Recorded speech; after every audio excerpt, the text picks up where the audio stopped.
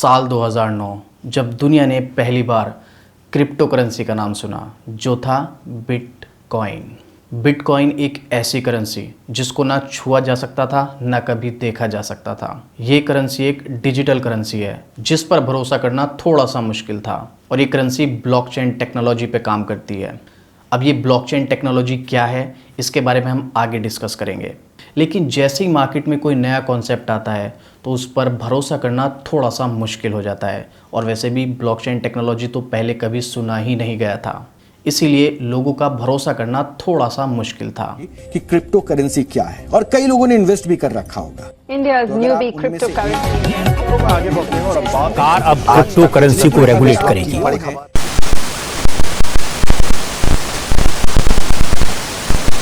Crypto currency का इतिहास क्या है, बिटकॉइन कैसे स्टार्ट हुआ, ये कैसे काम करता है, क्रिप्टो करेंसी के क्या फ़ायदे हैं, क्या नुकसान है, आज की इस वीडियो में यही जानने की कोशिश करेंगे।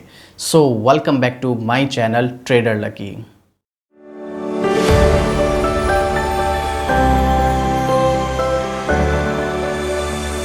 क्रिप्टो करेंसी की शुरुआत 2009 में एक ऐसे आदमी ने की जिसके बारे में दुनिया कुछ भी नहीं जानती है, सिर्फ एक नाम, सतोशी नाकामोटो। एक ऐसा नाम जिसके बारे में कोई कुछ भी नहीं जानता है, सिर्फ नाम के अलावा ना एड्रेस ना पर्सनल डिटेल, कुछ भी नहीं, सिर्फ एक नाम जो कि आज के टाइम में एक रहस्य बना हुआ है। आखिर कौन है सतोशी नाकामोटो, जिसके बारे में किसी को कुछ भी नहीं मालूम है।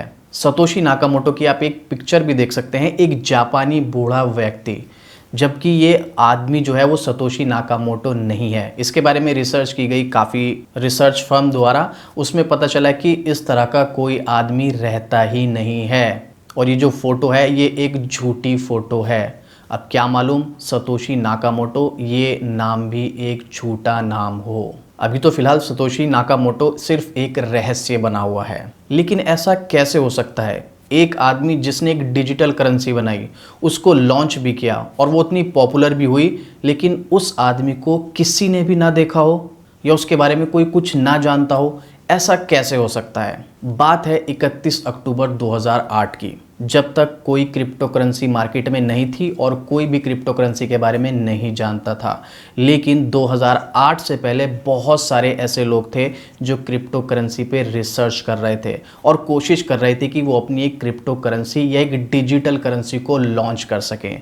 ऐसे में 31 अक्टूबर 2008 को सतोशी नाकामोटो ने एक क्रिप्टोग्राफर ग्रुप में एक 9 पेज की एक डिटेल भेजी, एक पेपर भेजा, जिसमें उन्होंने बिटकॉइन का जिक्र किया, जिसमें उन्होंने बिटकॉइन के प्रोसेसिंग, बिटकॉइन के स्ट्रक्चर, बिटकॉइन कैसे काम करेगा, किस टेक्नोलॉजी पे काम करेगा, पूरा उस 9 पेज पर उन्होंने पूरा स्ट्रक्चर उसका उस ग्रुप में भेजा। क्योंकि सतोशी नाकामोटो से पहले बहुत सारे लोग क्रिप्टो करेंसी पे काम कर रहे थे, लेकिन उन्होंने सतोशी नाकामोटो के 9 पेज के इस प्रस्ताव को नाकार दिया, क्योंकि वो भी काफ़ी टाइम से काम कर रहे थे एक डिजिटल करेंसी बनाने की। वो लोग चाहते थे कि हम कैसे कैश को एक डिजिटल करेंसी में कन्वर्ट कर सकें, इसके लिए ऊपर वो काफ़ी टाइम से काम कर रहे थे, जिनकी वजह से उनके अलग अलग ग्रुप थे क्रिप्टोग्राफर या डिजिटल करेंसी के, और ये ग्रुप बहुत सारे होते थे, जिनमें से एक ग्रुप में सतोशी नाकामोटो ने ये 9 पेज की रिपोर्ट भेजी थी। लेकिन सभी लोगों ने इसको नाकारा, बहुत कम लोगों ने इसको एक्सेप्ट किया, क्योंकि क्रिप्टोग्राफर ग्रुप में कोई ऐसा पर्सन है जिनको वो नहीं जानते और कोई ऐसी रिपोर्ट दिखाए जिसमें बिटकॉइन का जिक्र किया गया हो, तो लोगों को समझना थोड़ा सा मुश्किल हो जाता है। और इसीलिए उन लोगों का सतोशी नाकामोटो के बिटकॉइन वाले आइडिया पर भरोसा करना थोड़ा सा मुश्किल हुआ। हालांकि वो लोग खुद कैश को डिजिटल वर्जन या इलेक्ट्रिक वर्जन में डेवलप करने की कोशिश कर रहे थे, पर बिटकॉइन का ये आइडिया उनको समझ नहीं आ रहा था।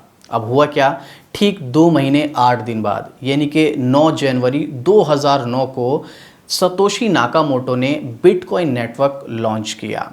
और जैसा कि लोगों को लगता था, स्टार्टिंग में बिटकॉइन में भरोसा कर पाना लोगों के लिए थोड़ा सा मुश्किल था, क्योंकि बिटकॉइन बिल्कुल एक नया कॉन्सेप्ट था, ब्लॉकचेन टेक्नोलॉजी बिल्कुल नया कॉन्सेप्ट था, इसलिए शुरू में थोड़ी सी प्रॉब्लम हुई। बट जैसे जैसे टाइम बढ़ने लगा, धीरे धीरे टाइम बढ़ा, वक्त गुजरा, तो बिटकॉइन की पॉपुलैरिटी धीरे धीरे बढ़नी स्टार्ट हुई, और जैसे जैसे पॉपुलैरिटी बढ़ती गई वैसे वैसे बिटकॉइन का प्राइस भी इंक्रीज़ होना स्टार्ट हो गया। और जैसे जैसे प्राइस इंक्रीज हुआ लोगों का भरोसा बढ़ना स्टार्ट हुआ और बिटकॉइन में धीरे धीरे करके थोड़े थोड़े इन्वेस्टर आने शुरू हो गए और काफ़ी लोगों ने इसमें पैसा लगाना शुरू कर दिया। यानी कि सिर्फ एक साल के अंदर बिटकॉइन ने अच्छी खासी पॉपुलैरिटी बना ली और बिटकॉइन के पास अच्छे खासे इन्वेस्टर भी आ चुके थे।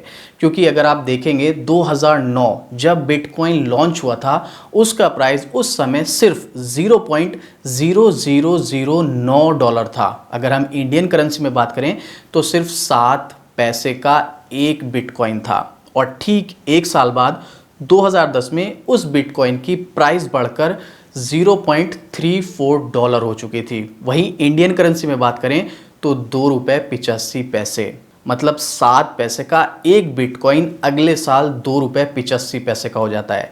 कई गुना रिटर्न निकाल के दिया सिर्फ एक साल के अंदर। अब इतना ज़बरदस्त मल्टीबैगर रिटर्न मिला है तो लोगों का भरोसा डिजिटल करेंसी पर बनने लगा और बिटकॉइन की तरफ लोगों का रुझान बढ़ना स्टार्ट हो चुका था।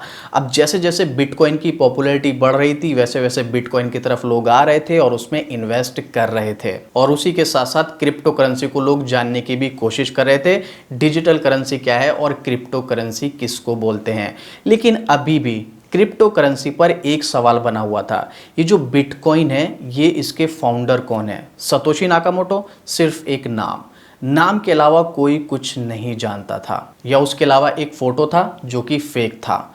अब सतोशी नाकामोटो के बारे में अभी तक भी कोई नहीं जानता था और बिटकॉइन अच्छा खासा पॉपुलर हो चुका था। साल 2010 जब बिटकॉइन की पॉपुलैरिटी अच्छी खासी बढ़ रही थी, बिटकॉइन का प्राइस भी इंक्रीज हो रहा था, फिर सतोशी नाकामोटो ने एक फैसला लिया। सतोशी नाकामोटो ने एक डेवलपर गेविन एंडरसन को बिटकॉइन के नेटवर्क की पूरी कमान सौंप दी।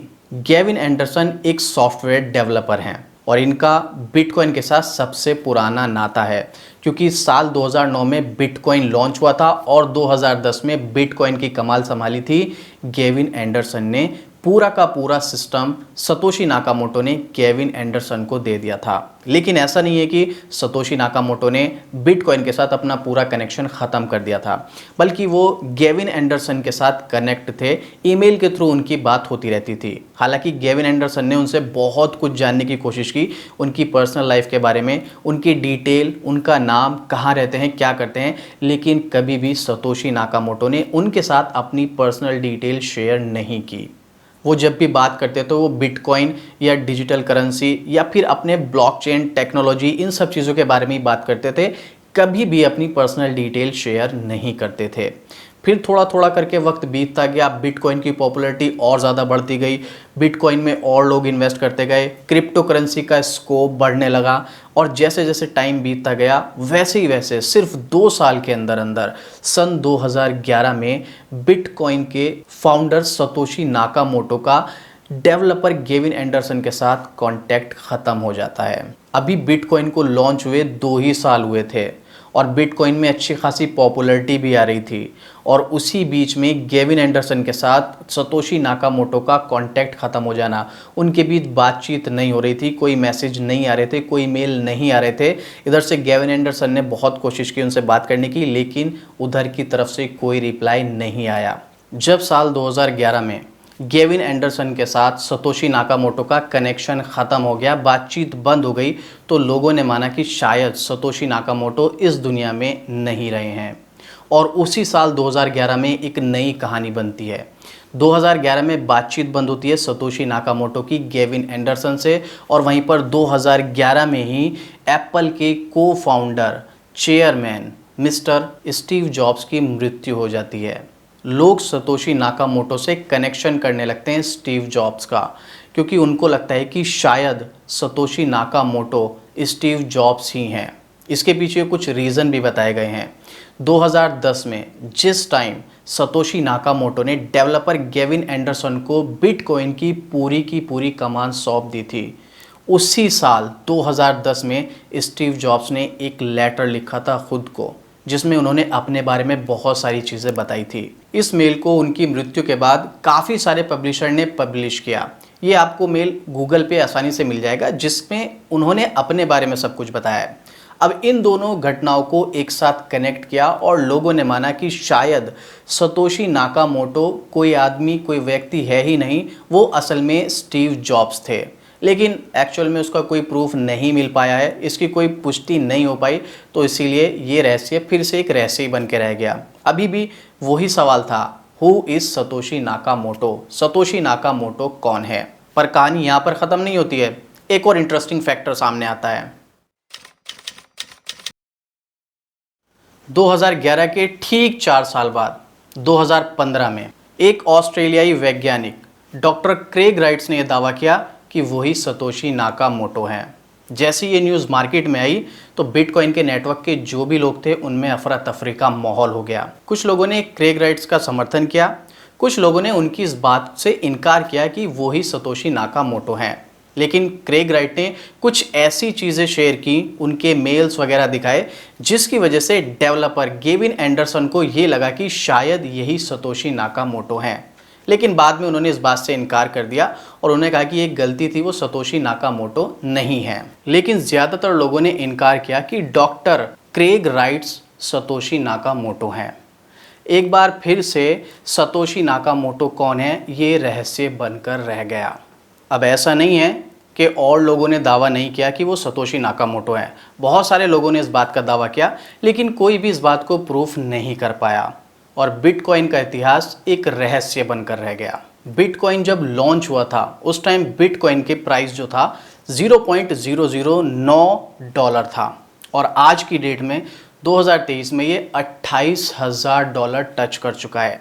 इवन अगर हम 2021 नवंबर की बात करें तो ये $65,000 तक जा चुका था। 65,000 इसका हाई है और वहीं पर काफ़ी सारे एक्सपर्ट्स का ऐसा मानना है कि 2030 तक ये $1 लाख को बहुत आसानी से टच कर लेगा।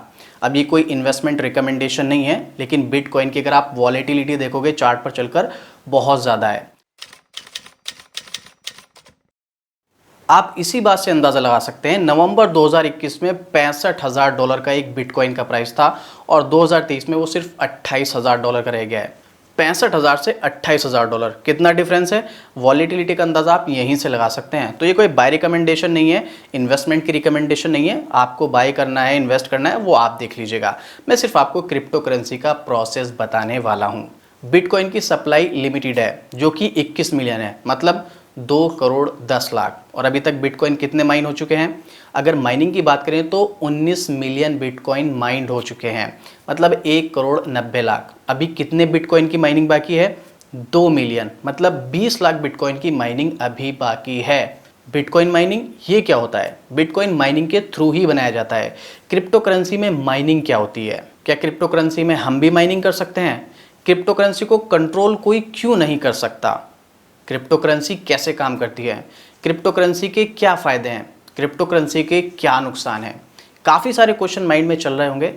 टेंशन ना लीजिएगा, सारे के सारे क्वेश्चन आपके क्लियर होने वाले हैं। ये वीडियो थोड़ी सी लंबी हो गई है तो इसको नेक्स्ट पार्ट में हम डिस्कस करने वाले हैं। मिलते हैं फिर से इस वीडियो के सेकंड पार्ट में next week, how to crypto currency work. जय हिंद।